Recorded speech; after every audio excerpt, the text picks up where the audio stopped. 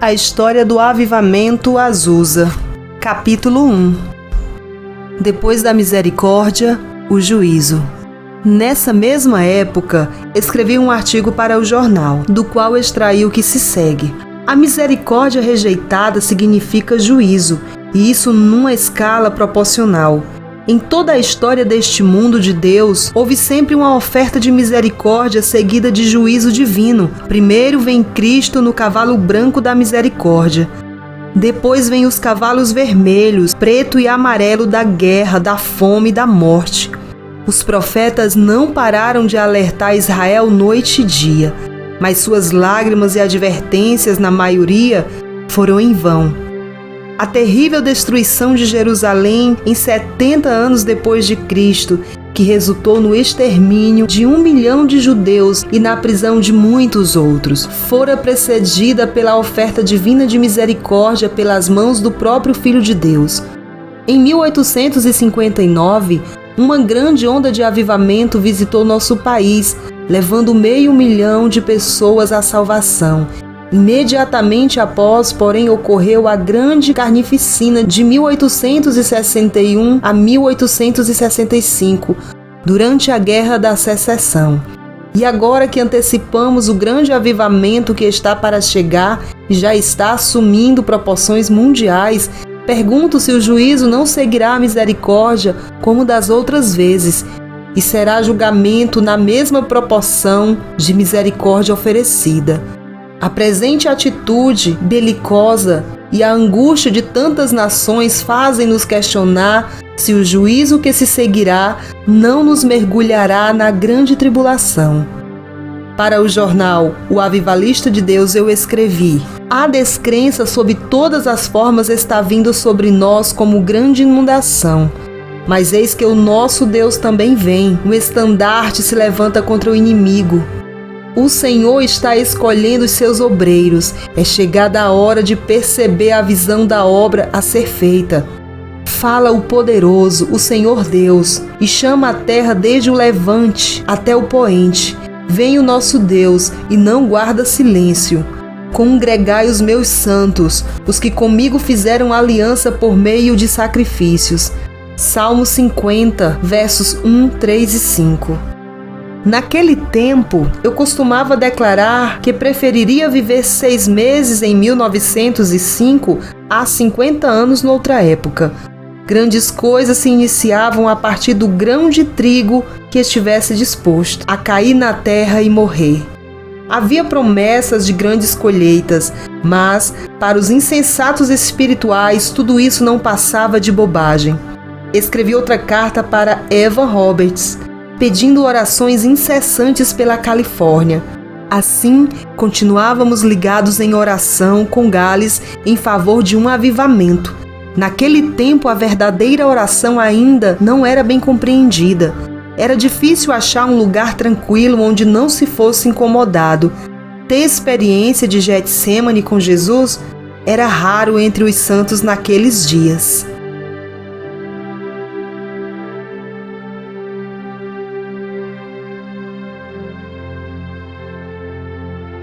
A intercessão continua.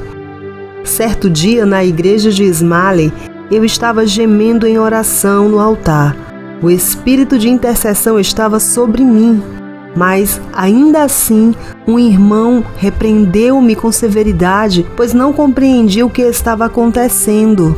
A carne se afasta instintivamente de tais esforços. Os gemidos não são muito populares em algumas igrejas, assim como não são agradáveis os gritos de uma mulher dando à luz. A angústia demonstrada na intercessão não é uma companhia agradável para os que apenas desejam uma vida egoísta neste mundo. Entretanto, almas não são ganhas sem essa prática. O esforço exigido para dar à luz não é considerado um exercício agradável hoje em dia. O mesmo acontece no verdadeiro avivamento, quando são geradas novas vidas nas igrejas. A sociedade não se importa muito com uma mãe prestes a dar à luz, preferindo a alegria superficial. O mesmo acontece nas igrejas com relação à angústia da intercessão. Há pouca preocupação com os pecadores. Os homens fogem dos gemidos de uma mulher em trabalho de parto. Igualmente, muitas igrejas não querem ouvir os gemidos da intercessão, estando muito mais preocupados em se divertir. Estávamos na ocasião com alguns problemas financeiros, mas o Senhor supriu a nossa necessidade. Jamais falamos a alguém sobre elas a não ser com Deus. Jamais imploramos ou pedimos dinheiro emprestado por maior que fosse a nossa necessidade. Acreditávamos que se os santos estivessem suficientemente próximos de Deus, o próprio Deus mesmo falaria com eles.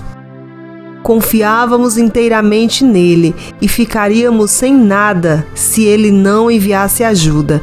Nessa época escrevi meu primeiro folheto intitulado O Amor Nunca Falha. Foi este o início do meu ministério de folhetos, que era sustentado pela fé. Eu precisava confiar no Senhor para o suprimento financeiro, e Ele nunca falhou. Um amigo pagou nossas despesas no acampamento em Arroio alguns dias. Assim fomos para lá armar nossa barraca. Apreciamos a mudança e as férias. Estávamos no meio do verão. Passei quase todo o tempo prostrado orando no meio da floresta. Durante as noites de luar, eu derramava meu coração diante de Deus e Ele vinha estar comigo. Havia muito ruído de carroças, corações, vazias, no acampamento. A maioria buscava bênçãos egoístas. Estavam ali como grandes esponjas para absorver o maior número de bênçãos possível. Alguém precisava espremê-los um pouco. Encontrei-me clamando a Deus muito além das aspirações do resto do povo. Eu desejava algo mais profundo do que uma esfera puramente emocional. Queria algo mais substancial e duradouro que colocasse um rochedo no meu coração. Eu estava cansado de tanta nuvem passageira, de tanta religião enfática e bombástica, e o Senhor não me deixou esperando por muito tempo. A comissão de organização do acampamento repreendeu-me por distribuir folhetos no local. Achavam que eu estava criticando o movimento a que pertenciam, mas eu apenas os exortava a um relacionamento mais profundo com Deus. Eles precisavam de mais humildade e amor. Meu folheto sobre as seitas, intitulado Que Todos Possam Ser Um, comoveu a todos. Sem dúvida, os movimentos feitos por homens precisam ser sacudidos. Deus tem um só corpo, um só movimento, e essa era a mensagem da Missão Azusa no início. Recebi uma segunda carta de Evan Roberts que dizia: País de Gales, 8 de julho de 1905. Querido irmão, sou muito grato a você por sua gentileza. Fiquei muitíssimo satisfeito com as boas notícias de que vocês estão começando a experimentar coisas maravilhosas. Estou orando para que Deus continue a abençoá-lo. Mais uma vez agradeço seus bons votos. Sinceramente seu no serviço do Senhor. Evan Roberts.